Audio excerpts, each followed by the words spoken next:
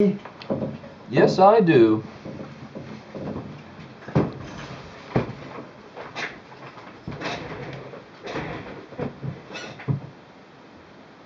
Okay. Mm-hmm.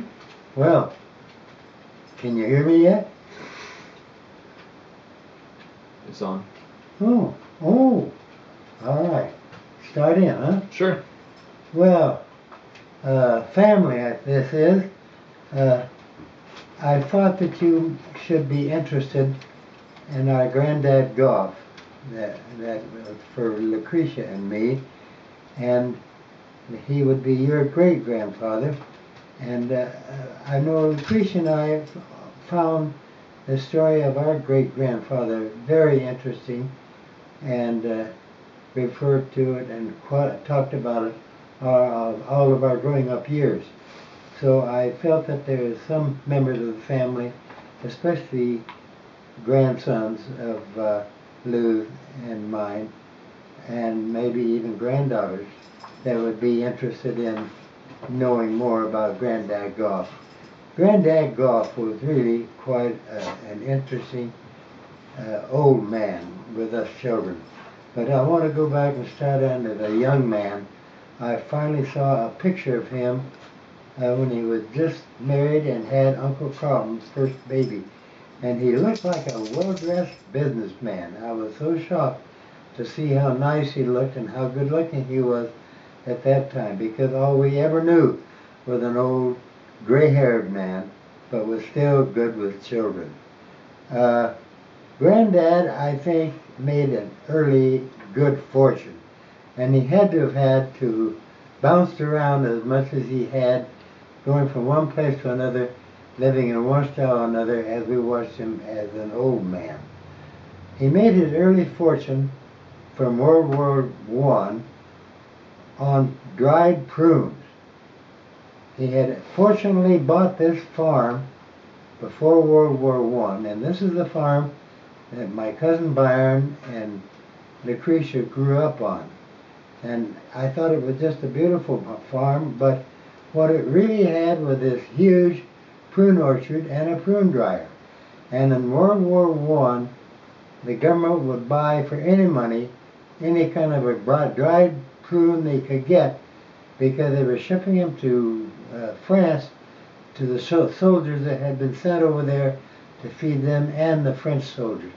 The nice thing about the prune, it was dried. All you had to do was ship sacks anywhere you wanted to, and it needed no care any more than the transportation. And I'm sure that Granddad Goff built up a pretty huge fortune through World War I by raising and selling these prunes to him.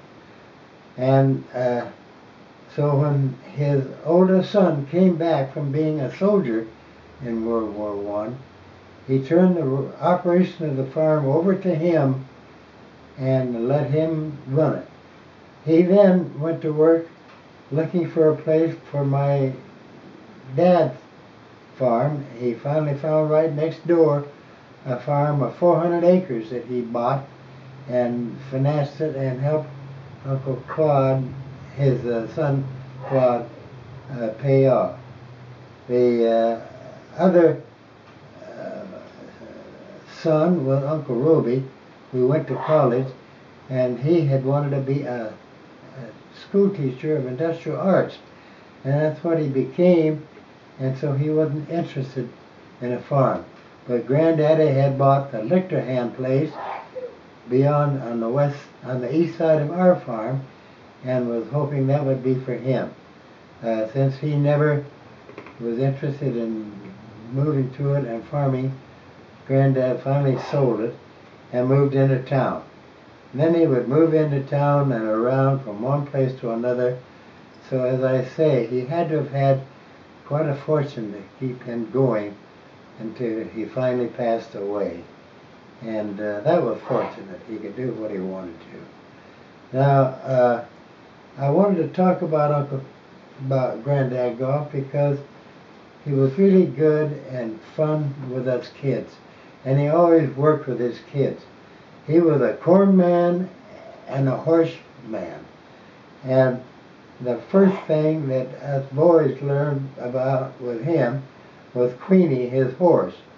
He had corn planted, and he had rows that needed cultivated, for in those days no irrigation. To keep moisture up close to the surface, we had to have loose dirt at the top, which kept the sun from drawing the water out of the ground down deep. So he had a three-wheel cultivator that you had to walk behind, was pulled by his little horse Queenie. And we were the riders of Queenie, going back and forth up and down these roads while Granddad steered and managed the cultivator from the rear handle. He would go down those roads, and these horses, though Queenie knew that this tender top growth of the corn growing was just as delicious as any horse would ever desire. And us kids didn't want to let her get a bite, because the minute she'd get a bite, Granddaddy would get mad and cuss at that horse, and we're going to cut her liver out, and he could cuss for 15 minutes without repeating a word. So we were very cautious to not let little Queenie, that we loved fondly, get a hold of the corn. But Queenie knew the minute we ceased to hold tight on the reins, and about that time, whoop, she'd grab a bite of corn, and Granddaddy would start cussing again, and we're going to cut her liver out again. And we were so scared that Queenie would get hurt. Then the next thing he would do, he would go through cornfields at our house, and I had to ride the horse, and then cornfields at Byron and Lucretia's house, and Byron had to ride the horse. Then after we got the corn all cultivated, it was always time to haul the wood in that we had back up in the hills, and had been all cut up and split to stovewood side, some left in heater side, and we would have to take his horse and wagon. He had a team, we had a team when we didn't need it because of Granddaddy, and Byron and Lou's daddy had a team just because of old Granddaddy. So we'd get in this wagon with a team of horses on it, and I'd sit up there in the seat with him, and we'd get high up in the hills and back down in another draw of our farm, where our wood had all been trees felled, and wood lengths cut up with a buzz saw on Uncle Carlton's tractor. And then we hired someone to come up and split enough stove wood for the cook stove for all winter. So there we go up over the top of our first hill and down into this draw to the wood pile. And old Granddaddy, that couldn't see much, would look down there and decide he wanted to get the wagon turned around and headed home by the time there was a full load on it. So he just turned out and around where they had cut all these trees down, going over stumps, and I'd sit up there on the wagon seat and watch the wheel go up against one of those stumps, and they hollered at the horses, and slowly that wheel starts to roll up the stump, and I knew what would happen when I got to the top. It would roll over and drop to the bottom, and by that time I'm holding my bottom off the seat to keep it from getting sore from going over stomp after stomp. But he'd get turned around and headed the way he wanted to be to go home, and then we'd get out and we'd throw wood, split up wood, stove wood in the wagon until it was full to the wagon side, and then we'd pile the wood in the back so it couldn't fall out as we were going home. Then we'd get in and back onto the wagon seat and through the stumps again, and my bottom hitting the bench every time we went down. So we get out of that and up the hill from the first draw and down the long hill to the farm buildings, where we would finally arrive, and he'd turn right in and put the wagon right up alongside the throw-in window of the woodshed. And then we would get out and get up on top of the wagon and start throwing wood in on the ground floor of the woodshed. When we got all the wood unloaded and the big chunk for the winter big stove thrown in, he'd go down to Byron's place and they'd go through the same procedure. And while they're down there, I'm in the woodshed having to pile the stove wood in neat piles of the woodshed from one end to the other, and the front to back walls, clear to the roof, and then pile the big chunks on the right side for the wood heater. By that time, I was totally wiped out, and it was almost time for dinner, and ready for the next day, because here would come Granddad again with a horse and wagon. Through the same procedure until we got my load in, and he's down to get Byron's load. It usually took about 3 loads to get that wood all down and in the woodshed, and I'd have it piled to the roof, front to back, with the heater wood piled on the right side in big places. So after that, it was dinner time. Now, that was about all there was for Granddad to have to worry about. The next job for a Queenie horse was pulling hay with a hay hook out of the hay wagon, and my job was to ride Queenie pulling that big 1.5-inch rope that came up through the barn, down and through a trolley, and then outside Uncle Carlton was in the hay wagon full of hay, and he'd pull that trolley clear to the end of the garage on his side, and then the small rope would bring the hook down, and he'd plant that in the wagon load and holler at my dad that would be up in the barn, and he'd holler at me, and I'd start Queenie down the road to pull that big load of hay up and in the barn. And when Dad wanted to drop, he'd holler at Uncle Carlton, he'd pull a trip load and then let the whole hunk of hay fall where Dad wanted it. And Queenie horse and I had to go back up to the barn, turn around and wait for the next load. And so that was about all there was for the rest of the year until the cultivating started again in the corn. And we went through that process. Old Granddaddy was so much fun for Byron and I to work with. He was so good with kids, and he liked us kids. And he'd joke with us and tell us stories and all kinds of things. Byron and I know, always really enjoyed being with Granddaddy and knowing him, and wanted to be sure that those that wanted to could know about him from the generation of Byron's kids and Lou's kids and my kids. Granddaddy was scared to death of women drivers on the road, and my mother drove a Model T Ford. So he's going up the road with a horse and wagon one day to the east of us, and he gets to the top of the hill where they had cut down in the road for our road so that we wouldn't have to go clear to the top of the hill to get over it.